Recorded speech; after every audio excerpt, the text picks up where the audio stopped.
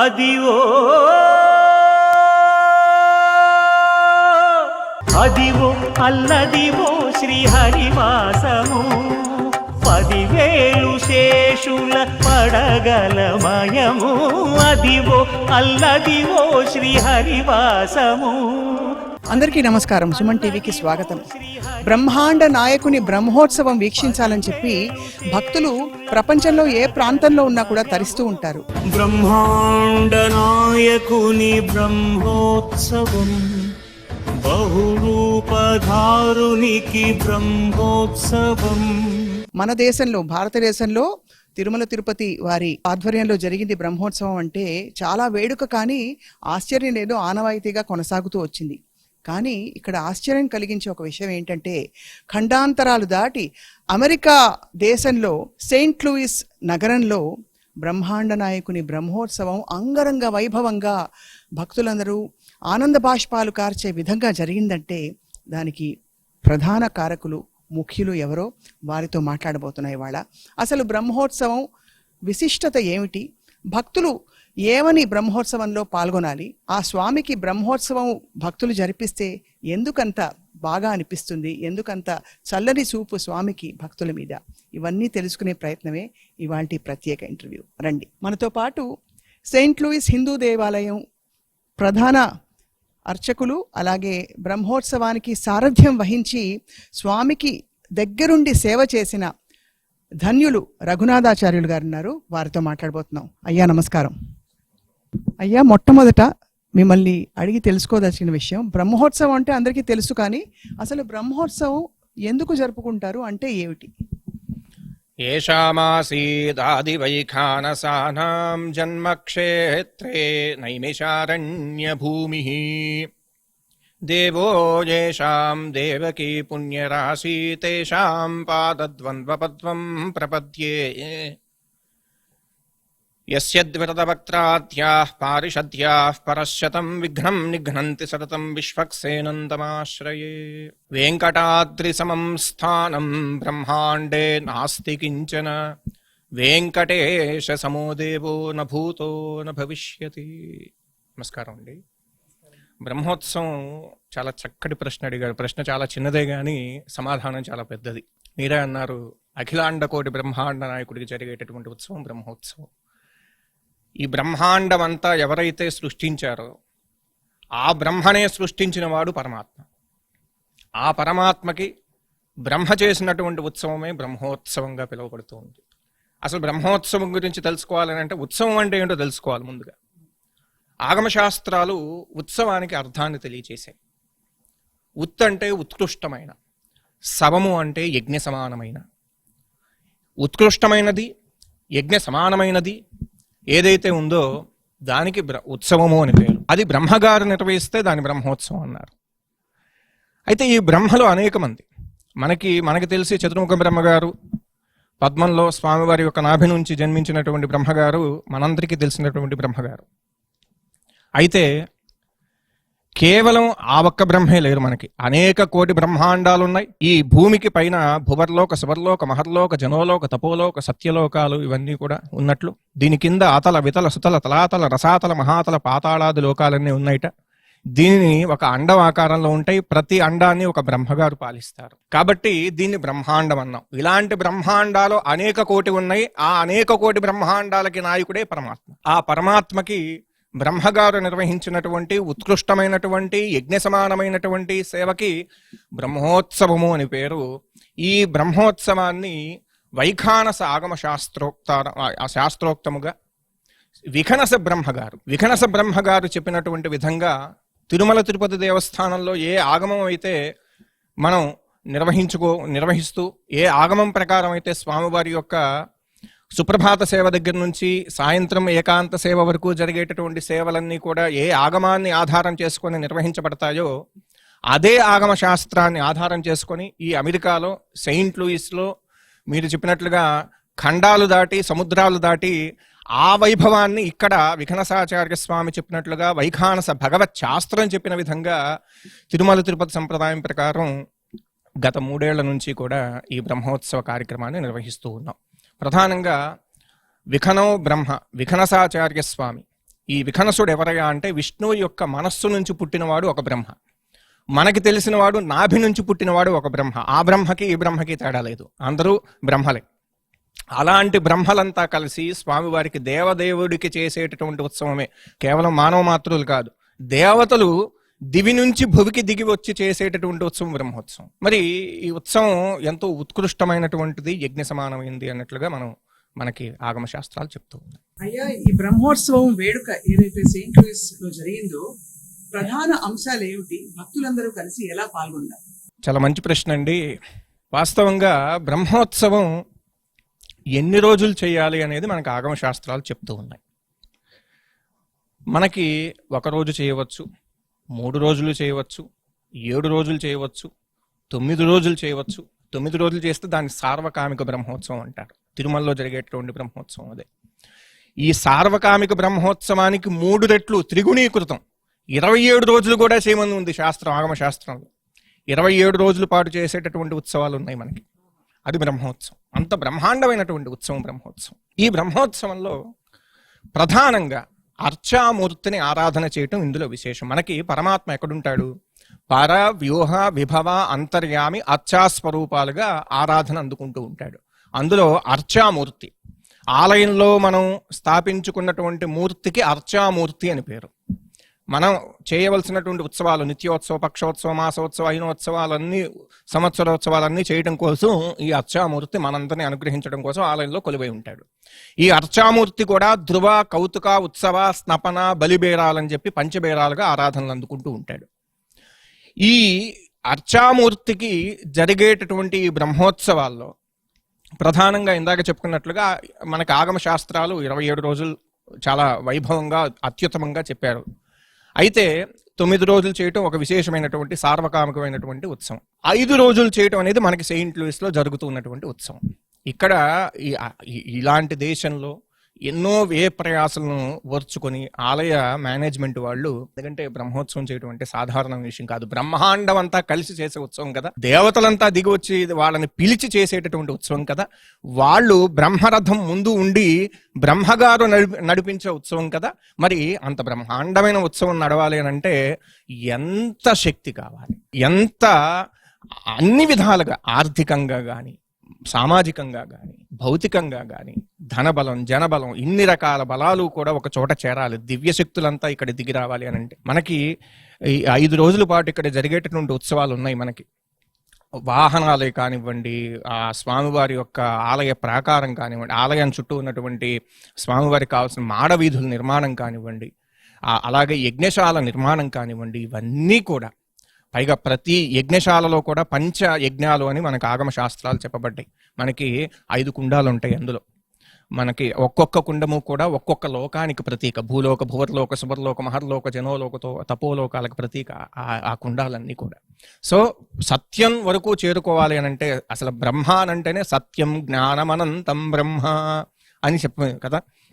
అలాగే ఎన్నో ఉన్నాయి బ్రహ్మ అన్న పదానికి అర్థాలు. మనకి యో బ్రహ్మ బ్రహ్మమూర్తయో బృహద్ బ్రహ్మాణం బ్రహ్మ ఆదధాన అని, ఆనందం బ్రహ్మేతి వ్యజానాత్ అని బ్రహ్మకి ఎన్నో అర్థాలు. అలా ఆ బ్రహ్మని చేరుకోవాలి అనంటే ఎన్నో రకాల శక్తులు మనకు కావాలి. అలా saint Louis management, Hindu temple వాళ్ళు ఎక్కడా ఆ విషయంలో ఎక్కడా కూడా వెనుకడుగు వేయలేదు.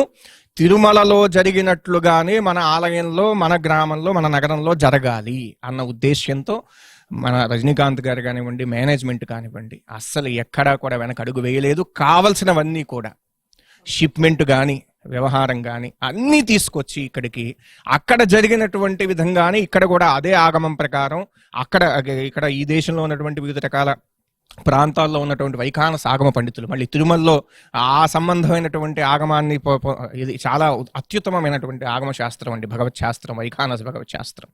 వికనసుడు అని అంటేనే విష్ణు మానసపుత్రుడు. ఆయన చెప్పిన విధం ప్రకారమే తిరుమలలో జరుగుతుంది నాకు చెప్పుకున్నట్లుగా. సో ఆ పండితుల్ని ఇక్కడ కూడా పిలిచి ప్రతి సంవత్సరం కూడా, ఇప్పటికి 3 సంవత్సరాలు బ్రహ్మోత్సవాలు చేశాం. ఇక్కడ ప్రతి సంవత్సరం కూడా అదే వైఖాన సాగమ శాస్త్రానుసారముగా ఎక్కడ మనకి రాజీ పడకుండా ఆలయం వాళ్ళు 5 రోజుల పాటు నిర్వహిస్తూ ఉన్నారు. భగవద్ అనుగ్రహం ఎప్పుడూ కూడా భగవదానుభూతిని మనం అందులో అనుభవిస్తేనే సాధ్యమయ్యేది. అది మాటల్లో భౌతికంగా కనపడేటటువంటి అంశం కాదు. ఎంతో మంది తన్మయత్వానికి గురయ్యి ప్రతి అంశం, కొంతమంది భక్తులు అడుగుతారు మీరు అడిగినట్లుగానే, బ్రహ్మోత్సవం 5 రోజులు చేస్తున్నారు కదా స్వామి, ఏ కార్యక్రమం విశేషం చెప్పండి, ఆ సమయంలో మేము వస్తాం అని అడుగుతారు. ఏది విశేషం అని చెప్తాం? 5 రోజుల్లో ఆరంభం నుంచి ఆ స్వామివారికి అంతం వరకు, చివరి శ్రీ పుష్పయాగం వరకు పరిసమాప్తి అయ్యేంత వరకు కూడా ప్రతి ఉత్సవం కూడా విశేషమే, ప్రతి సేవ విశేషమే. చెప్పాను కదా, ఈ ఉత్సవం అంటేనే ఉత్కృష్టమైనటువంటి యజ్ఞ సమానమైనటువంటి సేవ. మరి అందులో ప్రతిదీ దైవానికి ముడిపడి ఉంటుంది. ప్రతి సేవ కూడా కేవలం యజ్ఞ కార్యక్రమమే కాదు, కేవలం వాహన సేవలే కాదు, కేవలం ధ్వజ ఆరోహణ ధ్వజ అవరోహణలే కాదు, కేవలం స్వామివారి అభిషేకాలే కాదు, కేవలం పుష్పయాగాలే కాదు, కేవలం కళ్యాణమే కాదు, ఎన్నని చెప్పాలి, 1, 2 ఎన్నో రకాల అంశాలతో ఎన్నో రకాల సేవలతో ముడిపడి ఉన్నటువంటి ఉత్సవం ఇది బ్రహ్మోత్సవం. అందుకనే ఈ ఉత్సవాలని ఆగమ శాస్త్రాలు 3 సమయాల్లో చేయమని చెప్పారు. 3 సమయాలు. ఏమిటా సమయాలు అని అంటే, ఒకటి నిత్యోత్సవం. నిత్యం అని అంటే కాలాన్ని ఆధారం చేసుకునేటటువంటి చేసేటటువంటి ఉత్సవానికి నిత్యోత్సవం అని పేరు. ఇప్పుడు ప్రతి సంవత్సరానికి ఒకసారి ఆలయ వార్షికం అప్పుడు చేయటం కానీ, లేదు అని అంటే 6 నెలలకు ఒకసారి అయినోత్సవం అని కానీ, దసరా వేడుకల్లో కానీ, అసలు వాస్తవంగా కన్యామాసంలో వెంకటాచల మహత్మ్యం ప్రకారం మనకి తిరుమలలో కన్యామాసంలో సూర్యుడు కన్యా రాశిలో ప్రవేశించినప్పుడు చేసేటటువంటి ఉత్సవానికి చాలా విశేషమైన ఫలితం ఉంటుందని చెప్పి దసరా సమయంలో మనకి స్వామివారి ఉత్సవాలు చేయటం జరుగుతుంది కొండపైన తిరుమలలో. అట్లా సంవత్సరానికి ఒకసారి నిర్ణయం చేసుకొని అలా చేయటం నిత్యోత్సవం, కాలాన్ని ఆధారం చేసుకొని. 2వ సమయం ఎప్పుడు చేయవచ్చు అన్నారంటే, ఉత్సవాలని భగవంతుడికి శాంత్యోత్సవం. ఆ స్వామి ఉన్నటువంటి ఆలయం ఉన్నటువంటి నగరానికి ఏదైనా భయాలు, ప్రమాదాలు, దుర్భిక్షము, వ్యాధి, చోర, దుర్భిక్ష ఇట్లాంటి బాధలు ఏదైనా కలిగినప్పుడు శాంతి కోసం చేయమని కూడా చెప్పారు ఉత్సవాన్ని. అది శాంత్యోత్సవం. అలాగే శ్రద్ధోత్సవం అని ఒకటి ఉంది. శ్రద్ధతో, అసలు కాలంతో సమయంతో ముహూర్తంతో పని లేకుండా యజమానికి శ్రద్ధ ఉంటే చాలు, భక్తి ఉంటే చాలు, నమ్మకం ఉంటే చాలు, విత్తం ఉంటే చాలు, ఇవి సమకూరాయి అంటే ఎప్పుడైనా ఉత్సవం చేయవచ్చు స్వామివారికి. అది శ్రద్ధోత్సవం. సో ఈ 3 ఉత్సవాలలో కూడా భక్తుల యొక్క అనుభూతి, అనుభవం అనేది చాలా మాటల్లో చెప్పలేనటువంటిది. ప్రతి సేవలోనూ స్వామివారి యొక్క దర్శనం పొంది తరించిన వాళ్ళు ఎంతోమంది. అలా సెయింట్ లూయిస్లో కూడా ఎంతోమంది కళ్ళ వెంట నీరు కారుస్తూ స్వామివారి యొక్క దర్శనాన్ని పొంది ఆయన యొక్క అనుగ్రహాన్ని పొందిన వాళ్ళు ఎంతోమంది. మీకు ఉదాహరణకి చెప్పాలి అంటే, ధ్వజ ఆరోహణ అని బ్రహ్మోత్సవంలో మొదటి రోజు మనకి స్వామివారి యొక్క అంకురారోపణ పూర్తయిన తర్వాత 2వ రోజు ఉదయం ధ్వజ ఆరోహణ చేస్తాం.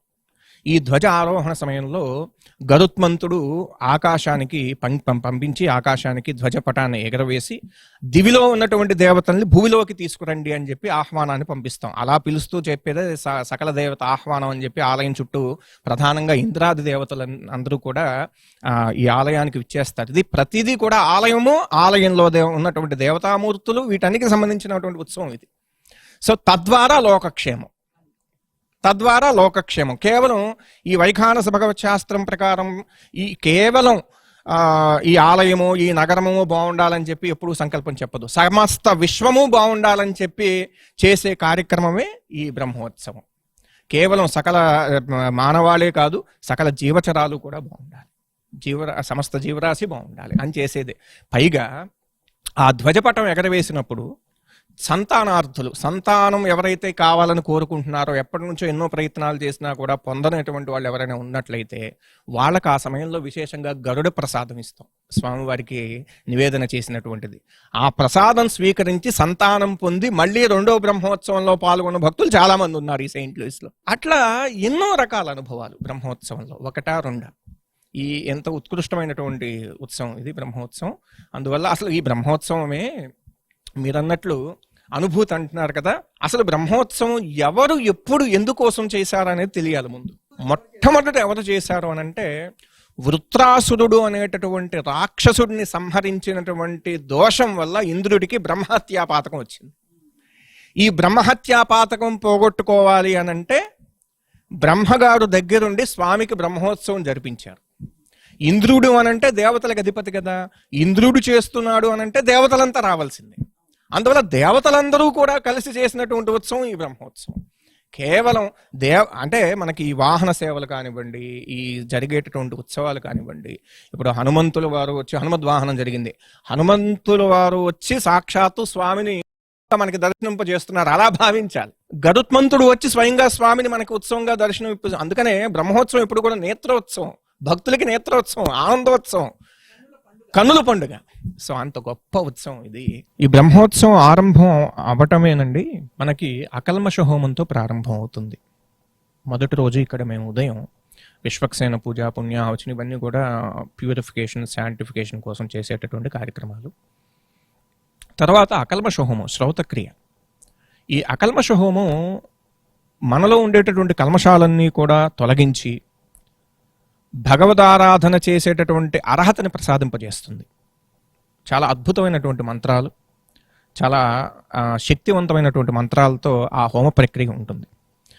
అప్పుడు మనలో ఉండేటటువంటి ఆ అకల్మష హోమం చేసిన తర్వాత పంచగవ్య ప్రాశన అని ఉంటుంది. పంచగవ్యాలు, ఆవుకు సంబంధించినటువంటి ఆ గోమూత్రం, గోమయం, అలాగే గోక్షీరం, గోదధి, అలా ఈ 5 రకాలైనటువంటి పదార్థాలని కూడా తీసుకుని వచ్చి పంచగవ్య ఆరాధన చేసి ఆ తీర్థాన్ని ఆ కార్యక్రమాన్ని నిర్వహించే బ్రహ్మలతో సహా భక్తులు, యజమానులు అందరూ కూడా స్వీకరిస్తూ అడుగుతారు, యత్వగస్తి గతం పాపం దేహే తిష్టతి మామకి. మా దేహంలో ఏమేమైతే అస్థితో సహా నిలబడి ఆగిపోయి ఉన్నటువంటి పాపాలు ఏవైతే ఉన్నాయో, జన్మ జన్మాంతరాలుగా వెంటబడి ఉన్నటువంటి పాపాలు ఏవైతే ఉన్నాయో అవన్నీ తొలగిపోయి బ్రహ్మోత్సవం అనేటటువంటి ఒక మహోత్కృష్టమైనటువంటి కార్యక్రమాన్ని జరిపే అర్హత మాకు ప్రసాదించండి అని స్వామిని వేడుకుంటూ చేసేటటువంటి ప్రక్రియ.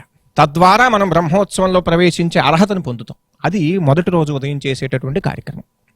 ఆ తర్వాత మొదటి రోజు సాయంత్రం అంకురారోపణ అనే కార్యక్రమంతో ఈ బ్రహ్మోత్సవ కార్యక్రమం ప్రారంభమవుతుంది. అంకురారోపణ అందరికీ తెలిసిన విషయమే.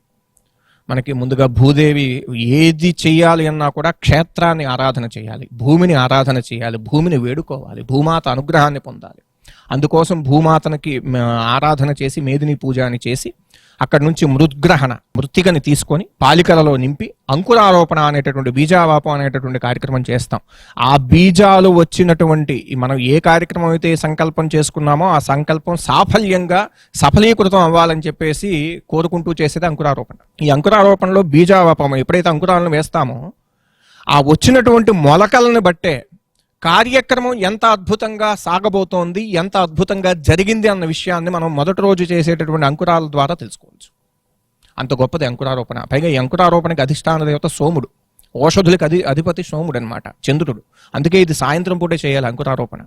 ఈ చంద్రుడు ఆరాధన కూడా మన మనస్సు కూడా డీవియేట్ అవ్వకూడదు. ఈ కార్యక్రమం చేయటంలో మన మనస్సు, శరీరము ఏమీ కూడా డీవియేట్ అవ్వకుండా అంకురారోపణ కార్యక్రమంతో మనం ఈ బ్రహ్మోత్సవ కార్యక్రమం ప్రారంభం చేస్తాం. ఇక రెండవ రోజు ఉదయం ధ్వజానికి సంబంధించినటువంటి ఆరాధన, అలాగే గరుడ పటం, స్వామివారి యొక్క గరుడ ధ్యానం అవన్నీ చెప్పి సర్వదేవతల యొక్క ఆహ్వానాన్ని పలికి సర్వగద్యలు అంటారు.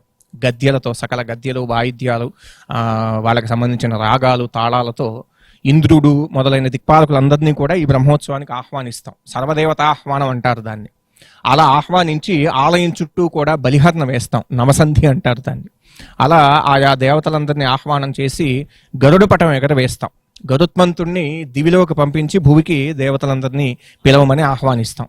అప్పుడు ప్రసాద వినియోగం జరుగుతుంది. ఇది రెండో రోజు ఉదయం కార్యక్రమం. రెండో రోజు సాయంత్రం స్వామివారి యొక్క కళలన్నింటినీ కూడా కలశాల్లో, 9 రకాల కలశాల్లో నవమూర్తి ఆవాహన అంటారు దాన్ని. 9 రకాల కలశాల్లో నవకుంభారోపణ అనేటటువంటి కార్యక్రమంతో స్వామివారి కళలన్నీ ఆవాహన చేసి 5 రోజుల పాటు పూర్ణాహుతి పర్యంతం అక్కడ జరిగేటటువంటి యజ్ఞ కార్యక్రమాలన్నీ కూడా ఆ కలశంలో ఉన్నటువంటి దేవతామూర్తికి సమర్పణ చేస్తాం. ఆ కలశాలని చివరి రోజు పూర్ణాహుతి అయిన తర్వాత మళ్ళీ ఆలయంలో స్వామివారి ప్రధానమూర్తి దగ్గరికి వచ్చి తీసుకుని వచ్చి బింబ సమారోపణ అని చెప్పేసి ఆ కళలన్నీ, ఈ బ్రహ్మోత్సవ కళలన్నిటి కూడా, బ్రహ్మోత్సవ ఫలితాలన్నింటినీ కూడా స్వామికే మళ్ళీ పాదాల మీద అర్పణ చేసేస్తాం. ఇది రెండవ రోజు సాయంత్రం కార్యక్రమం. ఇక అక్కడ రెండవ రోజు సాయంత్రం నుంచి శేషవాహన సేవ ప్రారంభం అవుతుందండి. ఆదిశేషుడు ఆయన వైకుంఠంలో స్వామి దిగి వచ్చి మనకి అచ్చామూర్తిగా తిరుమలలో మన ఆరాధనలన్నీ కూడా మన చేత మన కోరికలన్నీ తీరుస్తూ మన యొక్క బాధలన్నీ తీరుస్తూ మనల్ని పిలిస్తే పలికే దైవంగా మనలందరి చోట ఒక చేత కలియుగ ప్రత్యక్ష దైవంగా పిలువబడుతూ ఉన్నటువంటి స్వామి, ఆ ఆదిశేషుడు ఏదైతే అక్కడ వైకుంఠంలో స్వామి వైకుంఠం వదిలి వచ్చేస్తే ఆయనకేం పని అక్కడ, ఆయనే ఆదిశేషుడిగా శేషాచలంగా అక్కడ మారాడని, ఆ శేషాచలం పైన స్వామి అర్చామూర్తిగా ఉన్నాడని మనకి వెంకటాచల మహాత్మ్యం చెప్పినట్లుగా ఆ ఆదిశేషుడి యొక్క ఉత్సవంతోనే మనకి బ్రహ్మోత్సవ వాహన సేవలు ప్రారంభమవుతాయి. తొలిగా ఈ ఆదిశేషుడి యొక్క ఉత్సవం 2వ రోజు సాయంత్రం చేస్తాం. 3వ రోజు ఉదయం హనుమద్ వాహన సేవ చేస్తాం. రామావతారంలో స్వామివారి దర్శనం ఉంటుంది. ఇక 4వ రోజు సాయంత్రం సహస్ర దీపాలంకార సేవ డోలోత్సవ కార్యక్రమం. మనకి డోలోత్సవం జరుగుతూ ఉన్నప్పుడు కానీ రథోత్సవం జరుగుతూ ఉన్నప్పుడు కానీ స్వామిని దర్శించినట్లయితే రథస్థం కేశవం దృష్ట్వా పునర్జన్మ న విద్యతే. అసలు ఈ ఉత్సవాలన్నీ ఎందుకు చేస్తాం? మళ్ళీ జన్మ లేకుండా మోక్ష సాధన కోసం. వాస్తవంగా ఇవాళ రేపు ఏదైనా కార్యక్రమం జరిగితేనండి మనకు అవి కావాలి ఇవి కావాలి అని చెప్పి ఈ మనం అడిగే కోరికలే ఒక పెద్ద చిట్టా అయిపోతుంది. అది సంకల్పం మహాసంకల్పం అయిపోతుంది. అన్ని అడిగేద్దాం అనేటటువంటి ఉద్దేశంతో వాస్తవంగా మోక్షమే ఇచ్చేటటువంటి వాడికి ప్రత్యేకంగా ఇవన్నీ అడగవలసిన అవసరం లేదు. ఇవి ఇవ్వటం అంత కష్టమేం కాదు. కానీ అసలు మనకేం కావాలో మనకు తెలియదు. అసలు వాస్తవంగా మనం అడుగుతున్నాం కానీ మనకు తెలిసినట్టుగా మనకేం కావాలో ఆయనకి తెలిసినట్టుగా మనకు తెలియదు. కాబట్టి మోక్షమే అడిగితే డైరెక్ట్గా మోక్షం ఇచ్చేది జనార్దన. ఆ మోక్షం అడగడం కోసం చేసేవి ఈ కార్యక్రమాలన్నీ కూడానండి. ఈ బ్రహ్మోత్సవంలో జరిగే కార్యక్రమాలన్నీ కూడా అంత వైదికమైనటువంటి కార్యక్రమం ఇది. పైగా ఈ వాహన సేవలు హనుమద్వాహనం పైన రామావతారం, గరుడ వాహనం పైన శ్రీమన్నారాయణమూర్తి అవతారం, సూర్యప్రభ వాహనం పైన వైకుంఠ నారాయణ అవతారం లేదంటే కృష్ణావతారం, ఇట్లా ఒక్కొక్క వాహన సేవలో ఒక్కొక్క అవతారంలో స్వామి దర్శనం ఇస్తూ ఉంటారు మనకి. అలా మనకి తిరుమలలో అందుకనే అవతారోత్సవం అని కూడా అంటారు దీన్ని. ఇన్ని అవతారాల్లో ఒకే సమయంలో మనకి స్వామి దర్శనం ఇవ్వటం కూడా మన జన్మ సుకృతం కదండి. స్వామి వైభవ రూపాలు అవన్నీ కూడా ఇప్పుడు అందాక చెప్పుకున్నట్లుగా పర వ్యూహ విభవ అంతర్యామి అచ్చాస్వరూపాలు పరమాత్మ ఉండేది. పరస్వరూపం వైకుంఠంలో నారాయణమూర్తి. అక్కడికి చేరుకోవాలంటే మోక్షం పొందటం అంటే అంత సాధారణమైన విషయం కాదు. మరి వ్యూహ రూపంలో స్వామి ఆరాధన చేయాలి అని అంటే మనకి సనక సనాతన సనందనాదులకి సాధ్యమయ్యే విషయం తప్ప మనలాంటి మానవ మాతృలకి సాధ్యమయ్యే విషయం కాదు. ఇక విభవ రూపం అని అంటే ఒక్కొక్క యుగంలో ఒక్కొక్క అవతారం, రామావతారం, కృష్ణావతారం, నారసింహావతారం, అవన్నీ విభవ రూపాలు. అక్కడికి మనం చేరుకోలేం. ఇక అంతర్యామ అవతారం, మనలో ఉన్నటువంటి స్వరూపంలో అంతరాత్మగా ఉన్నటువంటి స్వామిని ఆరాధన చేయటం, దానికి కొంచెం సాధన అవసరం. చాలా తేలికైనది, సులభమైనది, వెంటనే ఫలితాన్ని ఇచ్చేది అర్చావతారం. ఈ అర్చావతారంలో ఉన్నటువంటి స్వామికి జరిగే ఉత్సవమే ఈ బ్రహ్మోత్సవం. ఎంత అద్భుతమైనటువంటి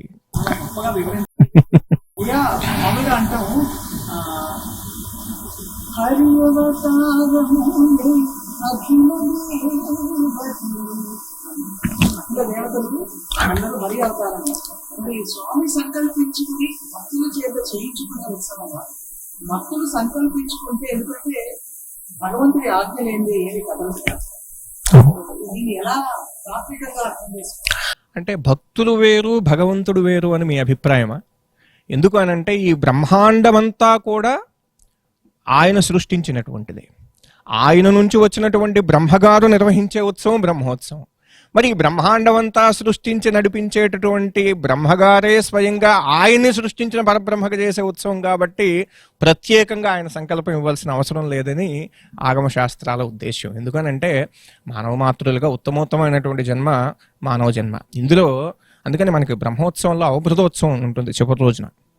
ఈ అవభృతోత్సవం చేయటం వల్ల మనకు ఆగమ శాస్త్రాలు ఏం చెప్తున్నాయంటే 100 అశ్వమేధ యాగాలు చేసినటువంటి ఫలితం అవభృతంలో, అది బ్రహ్మోత్సవంలో జరిగిన పూర్తయిన తర్వాత అవభృతం జరిగేటటువంటి సమయంలో స్నానం చేస్తే వచ్చేటటువంటి ఫలితం 100 అశ్వమేధ యాగాలు చేసిన ఫలితం అంట.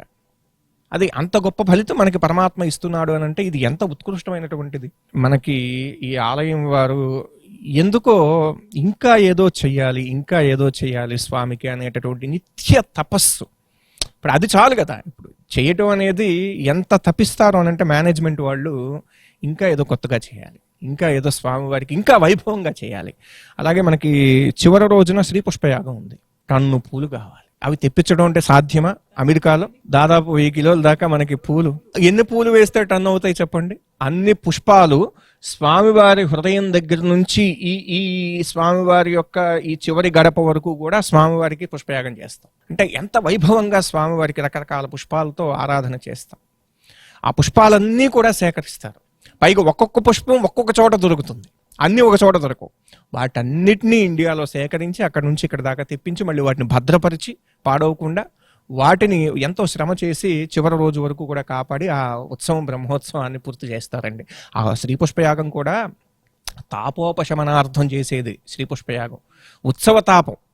ఉత్సవతాపం ఉపశమనం అవ్వాలి. స్వామివారి అన్ని ఉత్సవాలు, అన్ని అభిషేకాలు, అన్ని కళ్యాణాలు, స్వామివారి మధ్యలో కళ్యాణోత్సవం కూడా ఉంటుంది. ఈ కళ్యాణోత్సవం 108 కలశాలతో అష్టోత్తర శతకలశ స్నపన, ఇన్ని రకాల కార్యక్రమాలు చేసుకున్న స్వామి ఉపశమనం పొందాలి కదా. మరి స్వామి ఆలయం వదిలి బయటికి మనకి దర్శనం ఇవ్వటానికి మాడవీధుల్లో విహరిస్తూ ఆయన బయటకు వచ్చారు ఉత్సవమూర్తిగా.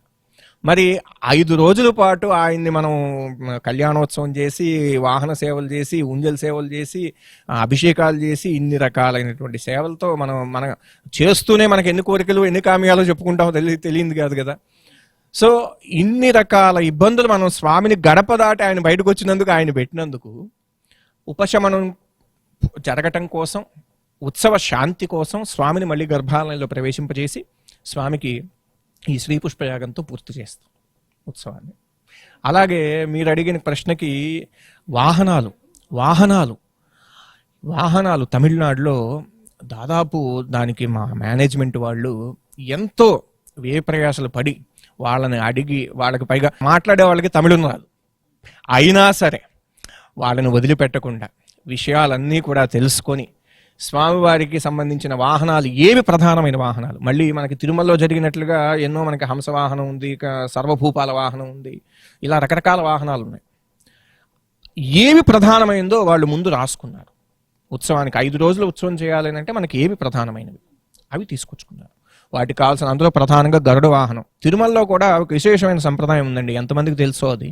గరుడోత్సవం జరిగినప్పుడు స్వామివారి యొక్క మూల విరాట్కి అలంకరించే ఆభరణాలన్నీ కూడా గరుడోత్సవంలో ఉన్న స్వామికి అలంకరిస్తారు. ఇంకా ఏ వాహన సేవకి ఆ అవకాశం లేదు, ఒక్క గరుడోత్సవానికి అది చేస్తారు. అదే విధంగా ఇక్కడ స్వామికి ప్రధానమూర్తికి ఉన్నటువంటి ఆభరణాలు ఏవైతే ఉన్నాయో అవన్నీ మేము గరుడోత్సవంలో స్వామికి అలంకరించి ఈ ఆభరణాలన్నీ ఈ ప్రధానమూర్తినే స్వామి ఉత్సవాన్ని బయటకు చూపించినట్లుగా భావన చేస్తూ గరుడోత్సవ సేవ చేస్తాం. అంత విశేషమైనటువంటి గరుడ వాహన సేవ. ఇంకా రథోత్సవం కూడా చేయాలని ఆలయం వాళ్ళు రథం కూడా తప్పనిసరిగా తెప్పించాలని, రథస్థం చెప్పాను కదా, రథస్థం కేశవం దృష్ట్వా పునర్జన్మన విద్యతే. రథంలో స్వామిని చూసినా, ఊంజల సేవలో స్వామిని చూసినా పునర్జన్మ లేదు. తర్వాత స్వామివారికి మరి ఈ బ్రహ్మాండ నాయకుడు కదా, నైవేద్యాలు కూడా బ్రహ్మాండంగానే ఉండాలి కదా. ప్రతి పూట ఎక్కడా కూడా లోటు లేకుండా దానికి ప్రత్యేకంగా కింద తళిహ స్వామిని పెడతారు. వాళ్ళకు కూడా మొదటి రోజు దీక్ష ఇస్తారు. వాళ్ళు దీక్షలో ఉండి, ఎవరైతే ఆచార్య స్వాములు, వృత్తుకులు, యజమానులు అందరూ ఎలాగైతే దీక్షలో ఉంటారో ఆ తళిహ స్వామి కూడా దీక్షలో ఉండి స్వామివారికి నిత్య భోగాలు ప్రతి క్షణం కూడా. ఇక్కడ యాగశాలలో కొన్ని రకాల భోగాలు ఉంటాయి, స్వామికి నిత్య ఆరాధనలో కొన్ని రకాల భోగాలు ఉంటాయి, స్వామివారికి ఊంజల్ సేవలో కొన్ని రకాల భోగాలు ఉంటాయి, భోగం అంటే ప్రసాదం. అలాగే కళ్యాణోత్సవంలో స్వామికి కొన్ని రకాల భోగాలు ఉంటాయి.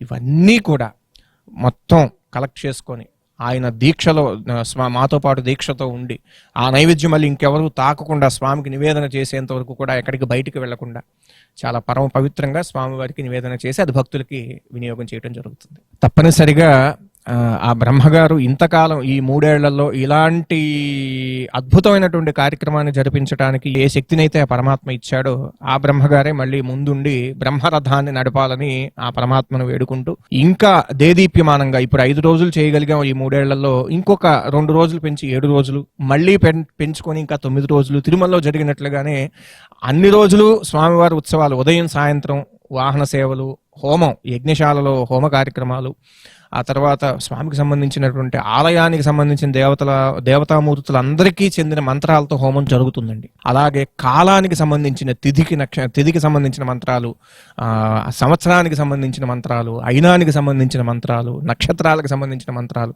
కాలానికి సంబంధించి, ప్రకృతికి సంబంధించి, విశ్వానికి సంబంధించి, ఆలయానికి సంబంధించి ఇంతమందికి సంబంధించిన మంత్రాలతో స్వామి బ్రహ్మోత్సవంలో విశేష హోమాలన్నీ జరుగుతాయండి. ఇవాళ రేపట్లో వాస్తవంగా ఈ యజ్ఞము అని అంటే చాలామంది బ్రహ్మోత్సవంలో కుంకుమార్చన పెడదాం, బ్రహ్మోత్సవంలో ఇంకేదేదో నవగ్రహ హోమం పెడదాం, బ్రహ్మోత్సవంలో ఇంకేదో ప్రత్యేకంగా యాడ్ చేద్దాం అని అనుకుంటున్నారు. అసలు చేయవలసినవి చేస్తే చాలు, ప్రత్యేకంగా ఏమీ చేయవలసిన అవసరం లేదు. ఆగమంలో ఏమేమైతే చేయమని స్వామివారికి చెప్పారో తప్పనిసరిగా అవి చేస్తే చాలు. అవి తద్వారా విశ్వమంతా కూడా, బ్రహ్మాండం అంతా కూడా సంతృప్తి చెందుతుంది. ఆ ప్రయత్నంలోనే ఆలయం వాళ్ళు ఎక్కడా కూడా, మేనేజ్మెంట్ ఎక్కడా కూడా వెనకాడదండి. ఏది కావాలన్నా కూడా, ఎలా చేద్దామన్నా కూడా స్వామివారికి మీరన్నట్లు భక్తి అనంటే ఏమిటి? అసలు భక్తి అంటే భగవంతుడి పైన ఉన్నటువంటి ప్రేమే. ఆ ప్రేమ మా సెయింట్ లూయిస్లో ఉన్నటువంటి మేనేజ్మెంట్కి కానీ, ఆచార్య స్వాములకు కానీ, యజమానులకు కానీ, తర్వాత వాలంటీర్స్కి కానీ ఎంత ప్రేమ ఉంటే ఈ గుడిని మన అనుకుని ఇంత, మీరు మన జరిగిన శతచండీ యాగం చూశారు, అక్కడ కూడా అంతే, ఎంత మనది అనుకుని, మన ఇంట్లో కార్యక్రమం అనుకుని ఈ కార్యక్రమాన్ని నిర్వహించారో మీరు కళ్ళారా ప్రత్యక్షంగా చూశారు. అదేవిధంగా బ్రహ్మోత్సవం కూడా ప్రతి సంవత్సరం జరుగుతుందండి స్వామివారికి. ఇంకా ఇంకా ఇంకా ఇంకా దేదీప్యమానంగా అది స్వామివారి ఉత్సవాలు పెరుగుతాయి. తద్వారా సెయింట్ లూయిస్ ఒకటే కాదు, లోకమంతా క్షేమంగా సుభిక్షంగా ఉండాలి. ఆ తిరుమల తిరుపతి వెంకటేశ్వరుడు కలియుగ ప్రత్యక్ష దైవం యొక్క అనుగ్రహం సమస్త జీవరాశికి ఉండాలని కోరుకుంటున్నామండి. శ్రేయఃకాంతాయ కళ్యాణనిధయే నిధయేర్థినాం శ్రీ వెంకట నివాసాయ శ్రీనివాసాయ మంగళం. సుమన్ టీవీ ప్రేక్షకులందరికీ కూడా ఆ కలియుగ ప్రత్యక్ష దైవమైనటువంటి శ్రీనివాసుడి యొక్క కరుణా కటాక్షాలు ఎల్లప్పుడూ ఉండాలని, అలాగే ఇంత వ్యయ ప్రయాసలు ఓర్చుకొని ఇక్కడ దాకా వచ్చి మాకు స్వప్న గారు ఈ బ్రహ్మాండ నాయకుడు ఉత్సవం బ్రహ్మాండం అంతా తెలియాలి, విశ్వవ్యాప్తం అవ్వాలి, తద్వారా లోకమంతా సుభిక్షంగా ఉండాలి, ఇంకొకరికి ఆదర్శప్రాయంగా ఉండాలి అనేటటువంటి సదుద్దేశ్యంతో వారు ఇంత సమయం తీసుకొని ఈ కార్యక్రమాన్ని అడగవలసినటువంటి ప్రధాన విషయాలన్నీ అడిగి తెలుసుకున్నందుకు మీరు, మేము అందరూ ధన్యులం. ఓం నమో వెంకటేశాయ.